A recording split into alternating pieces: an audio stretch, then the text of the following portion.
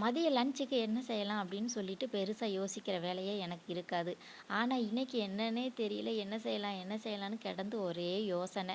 சோறு வைக்கிறதுக்கு முன்னாடியே இந்த பட்டர் பீன்ஸை உப்பு போட்டு வேக வச்சு எடுத்து வச்சுட்டேன். இதை வச்சு என்ன செய்யலாம், குழம்பு வைக்கலாமா, கூட்டு வைக்கலாமா அப்படின்னு கிடந்து யோசிச்சுக்கிட்டே கிடந்தேன். ரொம்ப போட்டு யோசிக்காத, ஃப்ரீயாக விடு, எப்படி இருந்தாலும் நம்ம தான் செய்யணும் அப்படின்னு சொல்லிட்டு நான் பாட்டுக்கு செய்ய ஆரம்பிச்சிட்டேன்.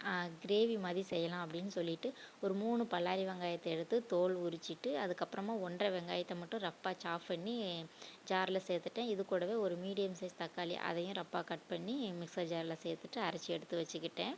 என்ன குழம்பு வைக்கிறதுனே யோசிக்கல. ஆனால் பொரியலுக்காக பீட்ரூட்டை ஆல்ரெடியே கட் பண்ணி வச்சுட்டேன்.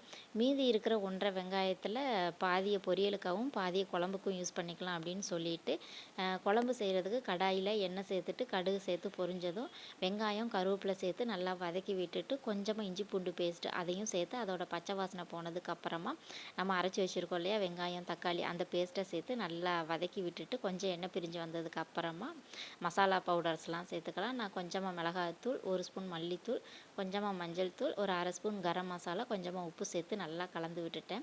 மசாலாவோட பச்சை வாசனையெல்லாம் போனதுக்கப்புறமா வேக வச்சு வச்சுருக்கிற பட்டர் பீன்ஸை தண்ணியோடு சேர்த்து நல்லா மிக்ஸ் பண்ணி விட்டுட்டேன்.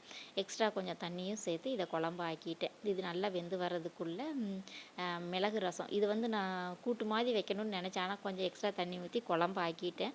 ஆனால் ரசம் வைக்கிறது டிஃபால்ட்டாக எப்போயுமே எங்கள் வீட்டில் இருக்கும். அதனால் இன்றைக்கி மிளகு ரசம் செஞ்சிடலாம் அப்படின்னு சொல்லிட்டு அதையுமே ஒரு பக்கம் ரெடி பண்ணிவிட்டேன். ரசத்துக்கு கொஞ்சமாக மல்லி இலை கட் பண்ணி போட்டிருந்தேன்.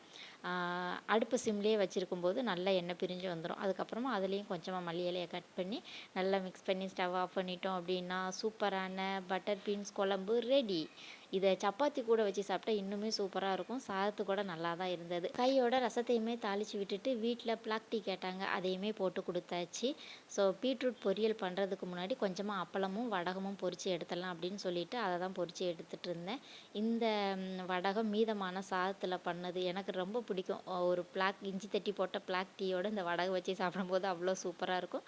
சமையல் வேலையெல்லாம் முடிச்சுட்டு 5 6 வடகத்தை கையில் எடுத்துகிட்டு இஞ்சி போட்ட பிளாக் டீயோட உட்காந்து அதை சாப்பிட்டுக்கிட்டே குடிக்கும்போது அவ்வளோ சூப்பராக இருக்கும். இது போல் மினி விலாக்ஸ் பார்க்க மறக்காமல் நம்ம சேனலை சப்ஸ்கிரைப் பண்ணி வச்சுக்கோங்க. தேங்க்யூ.